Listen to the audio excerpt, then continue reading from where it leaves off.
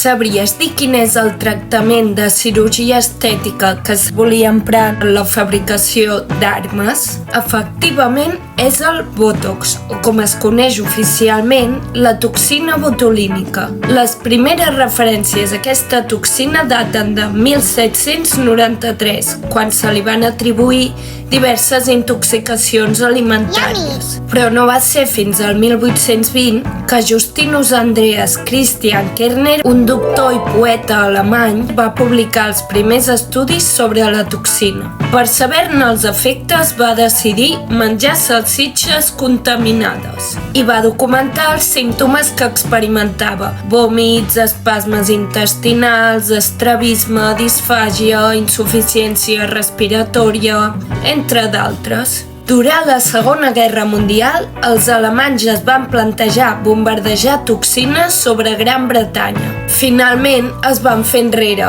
i quina sort! La toxina botulínica és una de les substàncies més potents i mortals sobre la capa de la Terra. Un sol gram de la toxina, fins i tot per via aèria, mataria més d'1 milió de persones. Però bé, anem a pams. El Clostridium botulinum és un bacteri que està àmpliament distribuït a la naturalesa. Al sol, aigües estancades, a vegetals en descomposició. És un bacteri anaeròbic, és a dir, que és capaç de sobreviure i reproduir-se en ambients sense oxigen.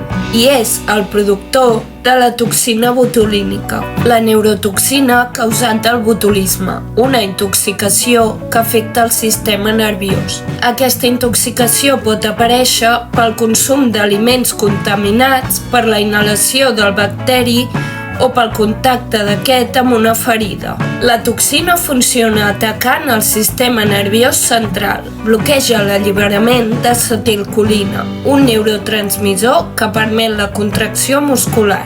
Per això, la intoxicació cursa en paràlisi progressiva i de totes les alteracions que provoca, la més perillosa és la insuficiència respiratòria. Aquesta és la principal causa que el botulisme sigui mortal en entre un 5 i 10% dels casos. En els supervivents, la recuperació es pot allargar durant mesos i, a més, poden requerir ventilació mecànica per respirar. El tractament es fa amb mitjans de suport i antitoxina, però aquesta no inactiva la toxina que ja s'ha enganxat a la unió neuromuscular.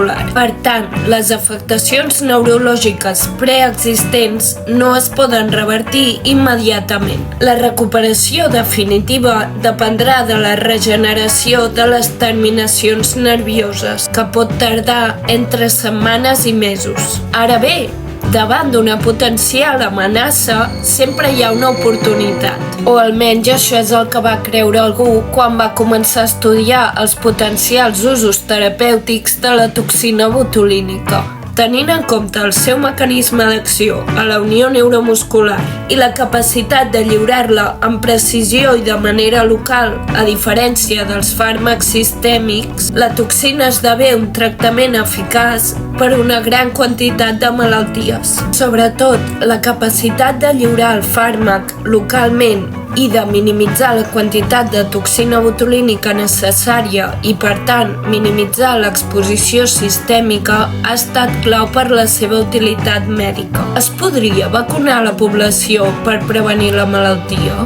Els casos de botulisme són poc freqüents, per això no es contempla. També juguen en contra el cost i les possibles reaccions adverses a la vacuna. A banda d'això, si s'apliqués la vacuna a tota la població, ja no podrien fer ús de les aplicacions mèdiques i estètiques de la toxina. La Food and Drug Administration dels Estats Units va aprovar la toxina botulínica per primer cop el 1989 per tractar el blefarospasme, una contracció involuntària de les parpelles que fa que els ulls es tanquin o s'obrin de manera involuntària, i l'estrabisme, una condició en què els ulls no estan ben alineats i apunten en diferents direccions. Actualment encara s'utilitza per tractar aquestes condicions, injectant la toxina als músculs del voltant de l'ull afectat.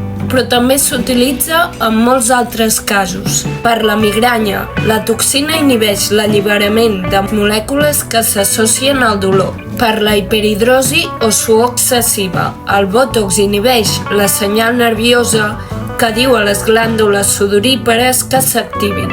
O per la distonia muscular, entre d'altres.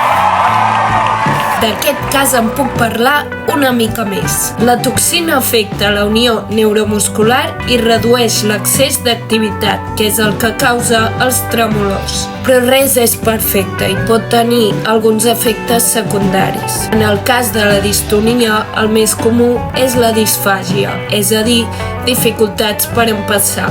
La qüestió és valorar pros i contres amb una professional i decidir què és més adequat i convenient en cada cas. Sincerament, jo, si fos per decisió pròpia i després de saber tot això, no me'n posaria. Per cert, no trobeu que el meu coll no té cap arruga? Merda, potser hi té a veure la meva edat.